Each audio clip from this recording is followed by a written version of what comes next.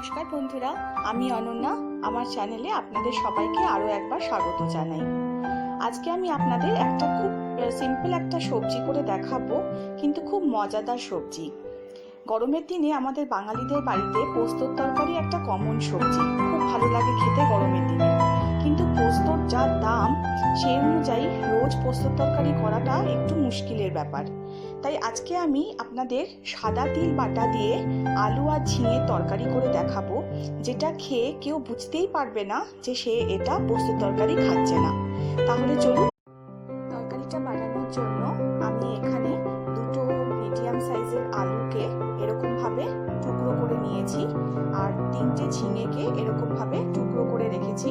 এখানে 4টে কাঁচা লঙ্কা নিয়েছি, তার মধ্যে 2টো কাঁচা লঙ্কা আমি তিল বাটার সময় দেব, আর বাকি 2টো তরকারিতে দেব।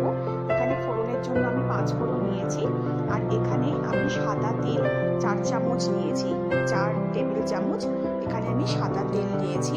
এই তিলগুলোকে বাজার থেকে এনে ভালো করে ধুয়ে শুকিয়ে তারপর আমি এগুলোকে ব্যবহার করব। এগুলোর প্রথমে আমি একটা তিলের পেস্ট বানাবো। তার জন্য আমি প্রথমে একটা মিক্সিং জারের মধ্যে তিলটা ঢেলে দিলাম।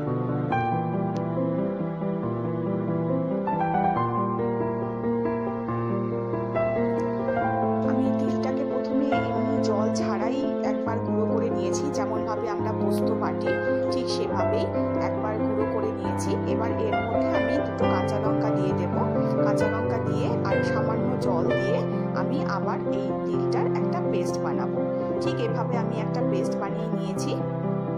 এবার এটাকে আমি একটা বাটির মধ্যে তুলে ভালো করে আমি রেখে দেব।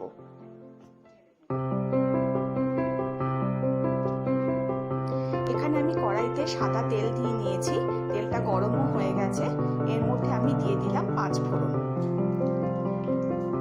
আমি পোস্তর তরকারিতে সাধারণত একটু 5 ফোড়ন দিই, খুব ভালো লাগে গন্ধটা। আপনারা যদি স্কিপ করতে চান করতে পারেন, তবে দিলে খুব সুন্দর একটা গন্ধ আসে।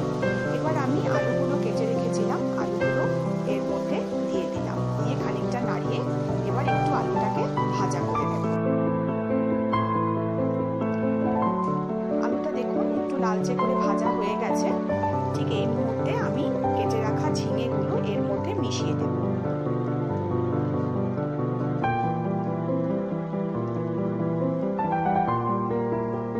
ঝিঙেগুলো মিশিয়ে দিচ্ছি আলুর মধ্যে।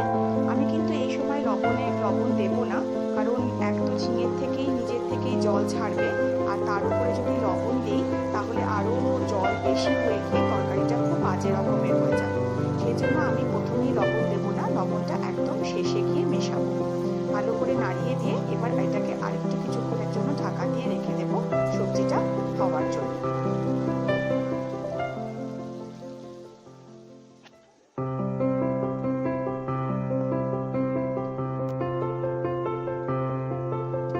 কিছুক্ষণ বাদে এসে গেছি, দেখে নিচ্ছি সবজিটা আমাদের দেখুন ঝিঙেটাও নরম হয়ে গেছে, আলুটাও সুন্দর করে ভাজা হয়ে গেছে, নরম হয়ে গেছে, আলুগুলো একদম সেদ্ধ হয়ে গেছে খুব ভালো করে। ঠিক এই সময় ভালো করে নাড়িয়ে নিয়ে আমি এর মধ্যে মিশিয়ে দিচ্ছি আমাদের তিল বাটাটা। আমি বাটির মধ্যে এটাকে ঢেলে রেখেছিলাম, সেটা আমি সম্পূর্ণ এর মধ্যে ঢেলে দিলাম। এটা খেতে একদম পোস্তর তরকারির মতো হয়। আপনারা একবার বানিয়ে দেখবেন, বুঝতেও পারবেন না এটা আপনারা পোস্তর তরকারি খাচ্ছেন না, একদম পোস্তর তরকারির মতো খেতে হয়। ভালো করে আমি নাড়িয়ে নিলাম, তিলটাকে সবজির সাথে মিশিয়ে দিলাম ভালো করে।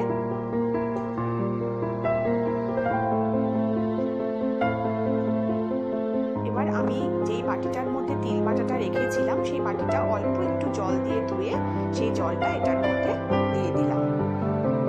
এবার দিয়ে দিচ্ছি আমি স্বাদ মতো নুন, আর দিয়ে দেবো সামান্য চিনি। চিনিটা কম্পালসারি নয়, আপনারা যদি পোস্তর তরকারিতে চিনি পছন্দ না করেন তাহলে এটাকে স্কিপ করতে পারেন। আমি একটু মিষ্টি মিষ্টি ভালোবাসি বলে আমি একটু চিনি দিয়ে দিলাম। দিয়ে ভালো করে আমি নাড়িয়ে নেব পুরো সবজিটাকে।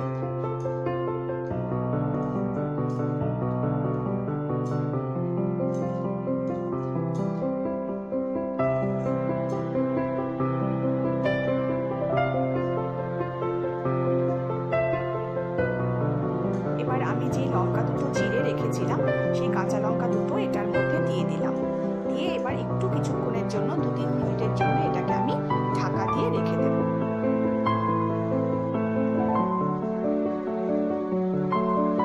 2-3 মিনিট বাদে ফিরে এসেছি।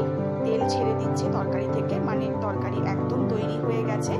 এবার আমাদের সবজিটা হয়ে গেছে। আমি নামানোর আগে একটু কাঁচা সর্ষের তেল এর মধ্যে দিয়ে দিলাম। পোস্তর তরকারিতেও আমি দিয়ে থাকি, তাতে গন্ধটা খুব সুন্দর বেরোয়, খেতেও খুব ভালো লাগে। আমি সেইভাবেই এখানে আমি অল্প সর্ষের তেল দিয়ে দিলাম, দিয়ে নাড়িয়ে নেব। আমাদের তরকারি একদম তৈরি। দেখুন কত সুন্দর লাগছে, গরম ভাতের সঙ্গে ভীষণ ভালো লাগে।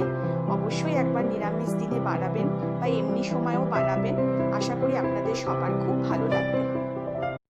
রেসিপিটা যদি আপনাদের ভালো লাগে তাহলে অবশ্যই একটা লাইক করে দেবেন, শেয়ার করবেন বন্ধুদের সাথে, আর আমার চ্যানেলটাকে অবশ্যই সাবস্ক্রাইব করবেন। সবাই খুব ভালো থাকবেন এবং অবশ্যই বাড়িতে বানিয়ে আমাকে জানাবেন কেমন লাগলো আপনাদের সাদা তিল বাটা দিয়ে এই আলু ঝিঙের তরকারি। দেখা হবে আগামী পর্বে। সবাই সাবধানে থাকবেন আর খুব ভালো থাকবেন।